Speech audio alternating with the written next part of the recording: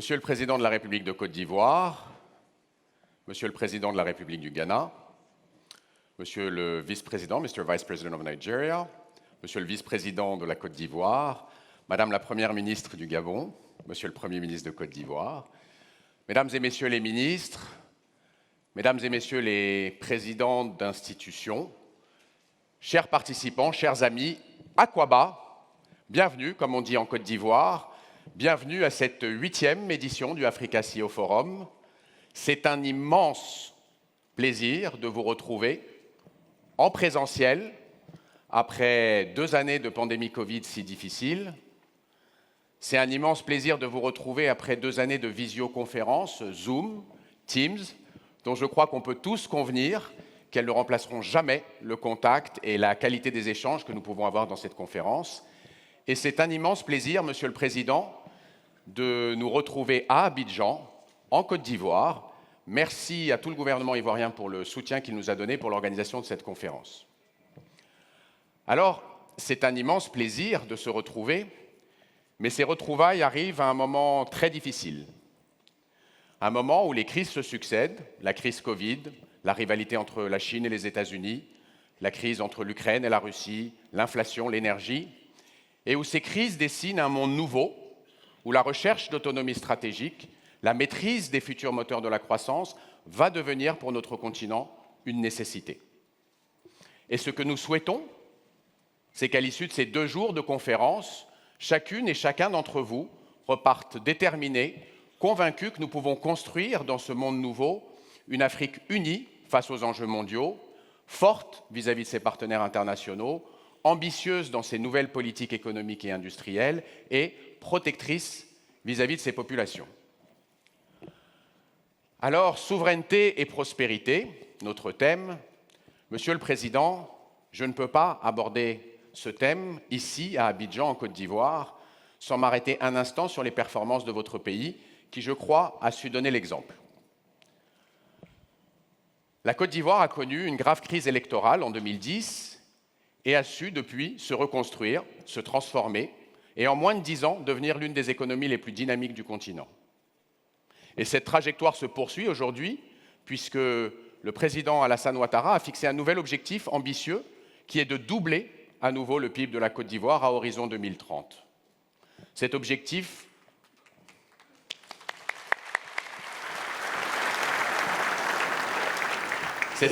doit s'atteindre en misant sur des transformations industrielles dans les secteurs où la Côte d'Ivoire est le plus compétitif, l'agriculture notamment, et en misant sur le secteur privé à travers une politique de champions nationaux ambitieuse. Alors, Monsieur le Président, je discute avec beaucoup d'opérateurs, d'acteurs économiques, comme vous le savez, et je crois que cette performance est unanimement reconnue en Côte d'Ivoire, sur le continent, à l'international, et que dans le contexte du thème qui nous occupe, elle doit nous inspirer, et je crois, Mesdames et Messieurs, mérite d'être applaudie.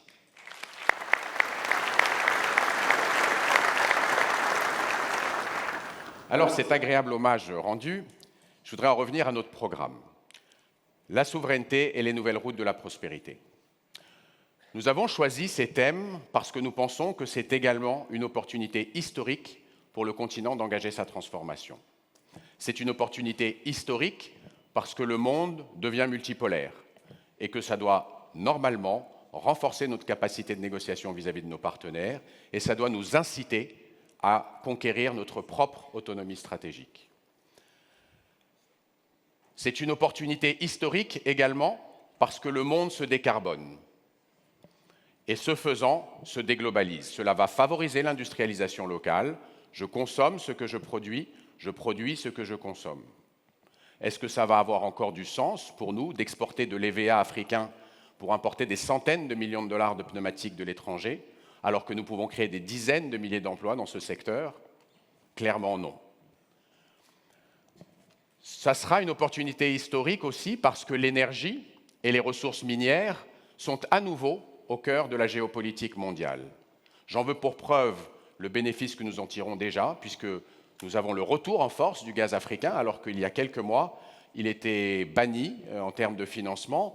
J'en veux pour preuve aussi le retour de toutes les ressources minières qui sont indispensables à la transition énergétique. Et c'est une opportunité aussi historique dans la nouvelle économie. Nous sommes à l'aube d'une nouvelle révolution, l'intelligence artificielle. Et cette révolution, le continent est idéalement placé pour en tirer parti. L'intelligence artificielle est un monde technologiquement transparent, ouvert, avec de faibles barrières capitalistiques et dont le driver essentiel est l'innovation et le capital humain dont le continent regorge. Alors ces 4 facteurs, ne serait-ce que ces 4 facteurs, nous donnent cette occasion unique d'occuper une place de choix dans l'économie mondiale. Et c'est le sens que nous avons voulu donner au programme que nous avons construit pour ces 2 jours de conférence. Nous allons donc parler de filières industrielles, celles auxquelles il faudra donner la priorité parce que nous sommes producteurs de la matière première et que nous pouvons y capter beaucoup de valeur ajoutée. Nous allons parler du cercle vertueux que nous devons construire pour les industries extractives, notamment pour qu'elles servent en priorité nos projets de transformation industrielle, qu'elles servent la construction, nos champions nationaux, dans l'énergie, dans la métallurgie, dans les mines. Nous aurons parmi nous, au cours de ces 2 jours qui viennent, les présidents du Sénégal et de la Mauritanie, qui sont 2 pays producteurs de gaz importants en devenir et qui ont les moyens de devenir les pionniers de cette transformation. Nous allons parler aussi de gouvernance, parce que nous devons apprendre à mieux faire valoir nos intérêts sur la scène internationale. Nous devons apprendre à travailler ensemble dans le cadre du marché commun, de la ZLECAf. Nous devons mettre au sein de ce marché commun les intérêts du secteur privé en premier, créer des politiques, notamment fiscales, nécessaires à développer l'industrie africaine et à la protéger des importations. Nous allons bien sûr parler de numérique, j'en ai parlé tout à l'heure. Nous avons parmi nous une vingtaine de start-up parmi les plus importantes du continent. Elles ont collectivement levé plus d'1 milliard de dollars. L'une d'entre elles, qui est avec nous, qui est un spécialiste africain de l'intelligence artificielle, Instadeep, a levé 100 millions de dollars il y a quelques mois. Ils partageront avec nous les promesses que l'intelligence artificielle nous offre au continent. Et bien sûr, c'est probablement l'une des choses les plus importantes, nous allons parler d'inclusivité. Il nous faut parler de responsabilité sociale, il nous faut parler de solidarité, parce qu'il n'y aura pas d'Afrique prospère sans économie inclusive. Alors voilà, c'est un programme riche, qui est, je crois, fidèle à la raison d'être du Africa CEO Forum, qui est d'offrir la meilleure plateforme de réflexion, d'analyse, d'échange et de rencontre du secteur privé au service d'une Afrique moderne, innovante et reconnue à sa juste valeur dans le monde. Cette mission, nous la conduisons maintenant depuis 10 ans, nous fêtons le 10e anniversaire, et nous allons l'enrichir d'une nouvelle initiative. Une initiative qui est au service d'une industrie centrale pour notre projet de conquête de souveraineté, centrale pour nos nouvelles routes de la prospérité, qui est au cœur du projet de marché commun, qui est indispensable pour le développement de nos économies et de nos entreprises. Je veux parler de l'industrie financière.